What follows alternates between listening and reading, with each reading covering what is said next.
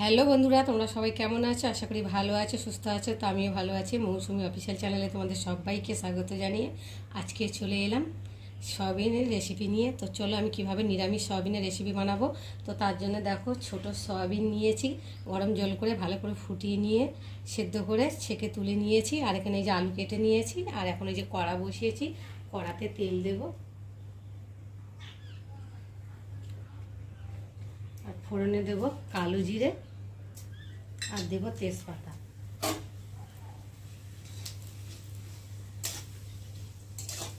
আজকে যেহেতু বৃহস্পতিবার, তার জন্য নিরামিষ, ওই জন্য আজকে আমি নিরামিষ সয়াবিনের রেসিপি তোমাদের সাথে শেয়ার করছি। দেখো,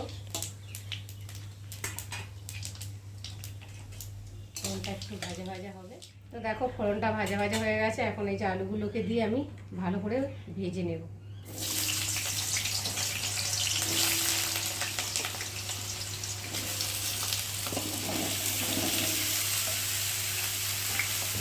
নেড়ে দেবো।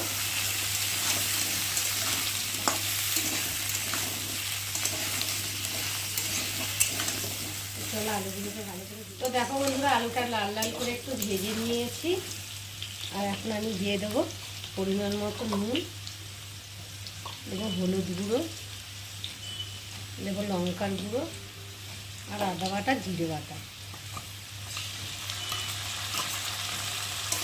দিয়ে একটু ভালো করে কষিয়ে নেবো, নেড়ে নেবো।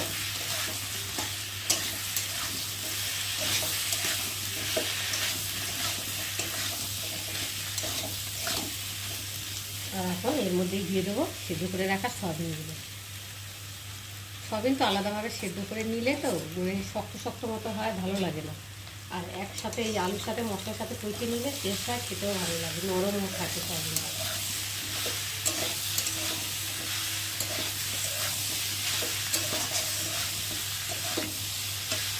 একটু ভালো করে কষিয়ে নেব। তো দেখো বন্ধুরা, মশলা দিয়ে ভালোভাবে কষিয়ে নিয়েছি। আর দেখো কালারটা কত সুন্দর হয়েছে, আর বেশ কি সুন্দর কষানো হয়েছে, তেলও ছেড়ে দিয়েছে। দেখো, তো নিরামিষ যেহেতু, তার জন্যে অল্প মশলা দিয়ে একটু সিম্পলভাবে রান্নাটা করলাম। তো চলো, এখন কষানো হয়ে গেছে। আর এখন আমি অল্প করে জল দিয়ে দেবো। এমনি কষাতে কষাতেই আলু প্রায় সেদ্ধ হয়েও গেছে। ভালো করে একটু নেড়ে দেবো। তো দেখো বন্ধুরা, আমার সয়াবিনের রেসিপি তৈরি হয়ে গেছে। আর এখন নামিয়ে নেবো। নামাবার আগে একটু স্বাদ মতো চিনি দেবো। তোমরা চাইলে গরম মশলাও দিতে পারো। তো গরম মশলা আমি দেবো না,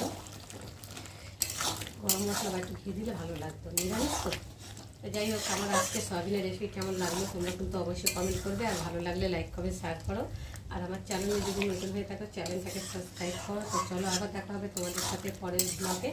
ততক্ষণ তোমরা তোমাদের খেয়াল রাখো। তোমরা আমার চ্যানেলটাকে সাবস্ক্রাইব করতে থাকো, আর আমি এদিকে তরকারিটাকে ঢালতে থাকি।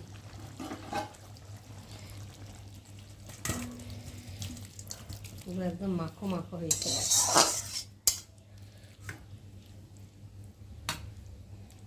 গরম ভাতের সাথে না একেবারে জমে যাবে।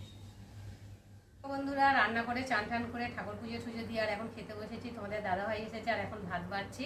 তো ভাত বাড়া হয়ে গেছে। দেখো, তোমাদের দাদাভাইকে এখন খেতে দেবো। আর আজকে রান্না হয়েছে সয়াবিন আলু রেসিপি, তোমাদের সাথে শেয়ার করেছি। তার সাথে রয়েছে এই যে চাটনি, তেঁতুল আর আনারসের চাটনি। আর রয়েছে এই যে ডাল পাতলা করে। ভাত বেড়ে নিয়েছি আর তোমাদের দাদাভাইকে এখন খেতে দেবো।